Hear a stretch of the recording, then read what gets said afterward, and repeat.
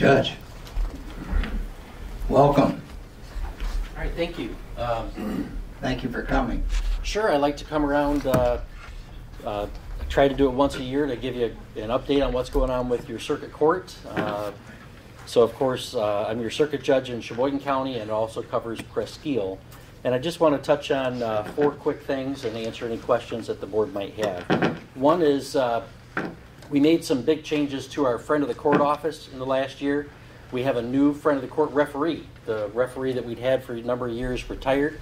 So we brought aboard a guy, his name is, how about this for a referee, a lawyer named Kyle Legal. That's a good name for a lawyer, right? He's out of Gaylord, and he services several northern Michigan counties. So we have a contract with him. He comes 2 days per month, and he does hearings on child support enforcement and child custody and parenting time disputes. And that helps people resolve those without getting on the court docket, which might take a little longer to get to. Now, anybody who doesn't like what happens in the referee can go in front of the judge, but we're not seeing that happen a lot. I think that's because our referee is treating people fairly, and they don't feel like they'd get any better shake in front of the judge, so they just go with what happened there. We also have a new director of our friend of the court office, Kyle Ortiz. He's an Indian River guy, and he was practicing law and family law primarily out of Petoskey, and we stole him back, and he's doing a great job. He's been there a little less than a year, but he's doing a great job bringing some good energy into that office. And we made some major changes to our parenting time schedule. And this is, when parents can't agree, we kind of have a standard schedule for exchanging the kid. Well, we were hearing from families and from lawyers that we weren't taking into account things like child development. And a 13-month-old needs to see both parents more frequently than, say, a 13-year-old. And we were treating them all the same. And so we've got now the ages of the children matter in terms of the exchanges. And also we have different schedules based on how close the parents live to one another and how frequently they have to call the police when they're exchanging. So if they live within a half an hour and they don't have to call the police when they're trading the children, we're going to have them exchange a lot. So we're hearing good things from the families that we've implemented these for, that it helps them co-parent better. And also then our case filings. Usually we would get about 175 to 180 new felony cases a year in Cheboygan County. A couple of years ago we hit like 210, which was a record high. We looked back 10 years and we couldn't find any that had more than that. Well, the last 2 years we've had about 250. So there's been a really big increase in the felony cases in Cheboygan County, coupled with we were trying to dig ourselves out of that hole that COVID caused to jury trials. Well, the good news is we're well out of that hole, but we're just busier than we ever were. So we still have a little bit of a delay in giving people a jury trial date if they want. But we're only about 6 months behind if somebody wants a jury trial. We'd like to get better than that, but we're making some significant progress there. But we are still seeing an increase in the felony files. Some of that is the continuing scourge of methamphetamine in our community. We're seeing almost 80% of our drug cases are methamphetamine. But also, we're fortunate enough to have a very active and competent law enforcement, different agencies in our county, and a competent and active prosecutor's office. And so, sometimes it's not a matter of the crimes going uncommitted, it's a matter of them going undetected or unprosecuted. And so we do have a good law enforcement community that is addressing those things. So we expect to see, a fair amount of cases, but we are seeing historic levels of high. Our recovery court is still going well. This is our drug treatment court program for nonviolent, drug-addicted or alcohol offenders that are felony cases that would be prison presumptive. So without this program, they'd be going off to prison, costing taxpayers about $64,000 a year and not really solving the problems that got them in trouble. So we have a whole team approach with law enforcement, defense, prosecutor, treatment, probation, court administrators, and we meet as a team and vote on who to take in the program and how to work with them, and we get involved with them on a daily basis for 2 years. We made a lot of changes to how we work with those individuals. We no longer kick them out for failing, say, a certain number of drug tests, because if they're in a program like this, it's because they're having a problem not using drugs or alcohol. So we're not going to kick somebody out of a drug treatment court because they're struggling with using drugs. As long as they are still trying, they're still being honest with us, and they're still showing up and attending their treatment sessions and court sessions, we'll keep working with them. So we're trying to graduate more of those folks. When they don't graduate, when we do have to remove them, then more often than not they do go off to prison. Sometimes they can stay local in the county, but not very often. But so it's still really the flagship of our court, and it reduces recidivism like 75% from people that are not in that program. So it's cheaper than sending them off to prison, and it gets us better results in the long run. Very few drug cases are going to result in, say, a 20-year prison sentence, right? And they shouldn't. So they're going to result in a 2-year prison sentence, and then 2 years later the person will be back, and they're still going to go right back home, and they're still going to be right back in the problem. So if we can spend 2 years really engaged with them and help them turn that corner, we're all going to be better off, not just that offender, but the whole community. So, and our program coordinator, her name is Nicole Pulowski, and the state of Michigan gives out these Hero of Treatment Court awards. They give out 5 per year for the whole state, and last year she got one of those Hero awards because she just does a great job dealing with a very difficult population. And then the only other thing I wanted to mention was we're continuing our effort at public accountability and transparency for the courts. Part of that is coming around and telling you what we're doing. And part of it is still continuing our live stream access to our criminal and civil docket on YouTube. So you can check that out. It's at Judge J. Gauthier on YouTube.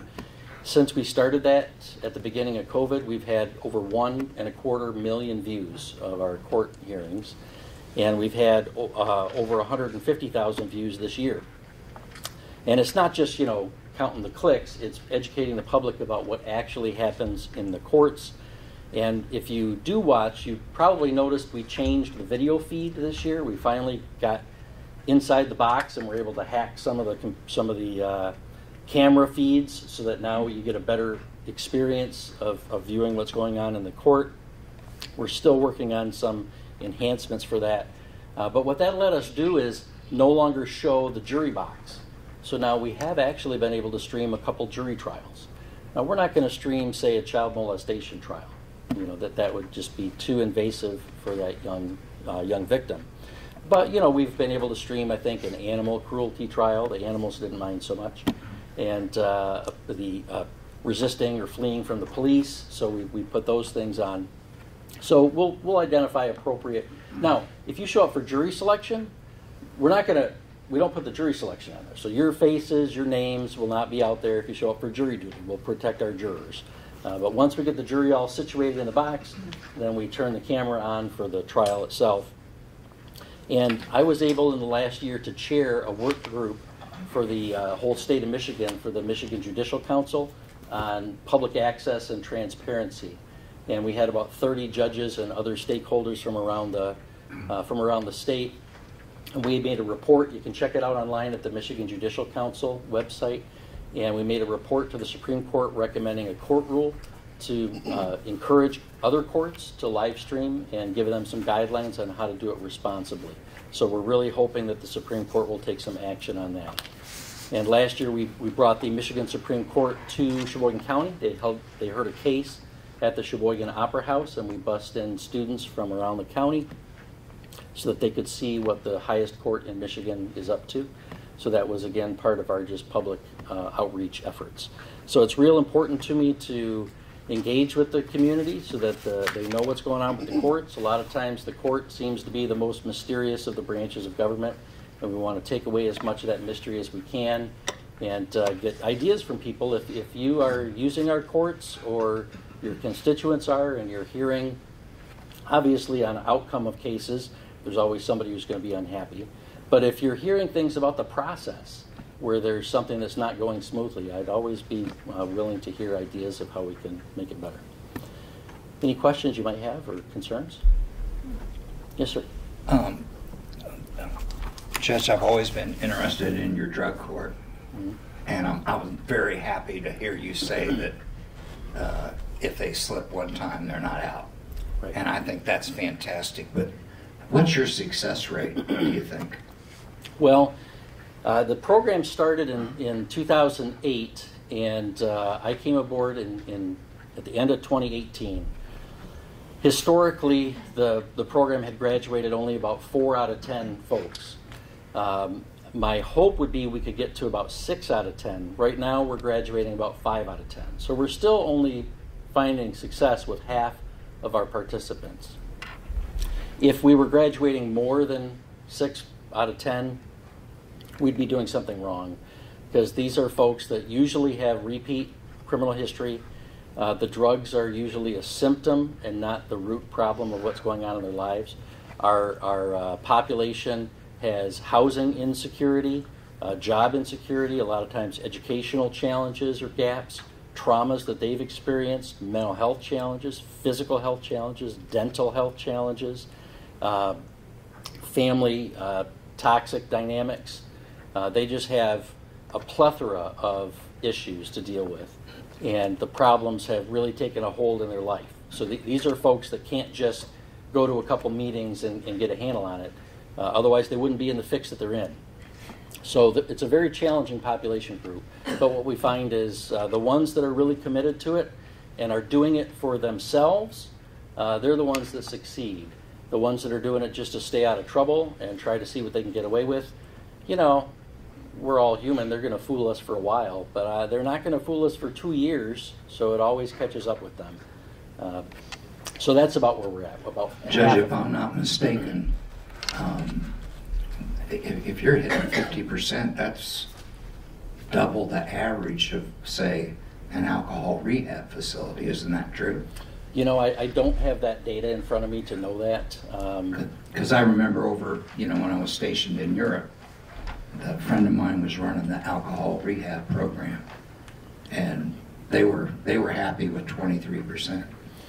Yeah, it's a tough problem, So you must be doing something right if you're doing almost half.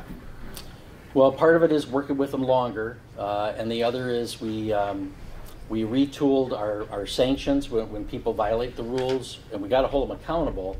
But we've changed it up where we're not giving them jail as the punishment. We're making them go to extra meetings, do extra treatment, do community service out in the community. Sometimes they got to spend a day with me at court, which is not very fun. Sometimes we make them write some papers, or we make them do a whole bunch of other things. So we've kind of reshifted our focus. If the whole reason for the program is that locking up addicts doesn't solve the problem, well, we don't want to lock them up for violating the rules either within the program. So we do use jail, but only when we kind of have to, when they've forced our hand and there's not much else to do. So we've seen some good results from that. Judge, my last question is, you said your number one issue with the felonies was meth. Yes. What about cocaine? I thought that was making a... Yeah, we are seeing some cocaine cases, to be sure, yeah. And we're not seeing a lot of fentanyl cases right now, but I'm hearing from our law enforcement partners that they are seeing more of that coming in our community as well. Methamphetamine still is the number one drug that we're seeing. And what's your number two felony, if you had to pick one?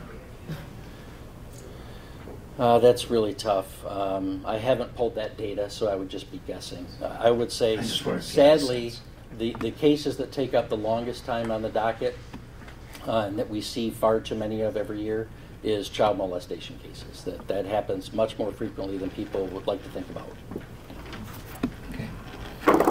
Any other questions? Okay, thank you very much. Can you take any questions from the audience? That's up to you. Anybody have a question for the judge? Okay, Judge, thank you very much for coming. Okay, thank you. Appreciate it. See you next year. Yep.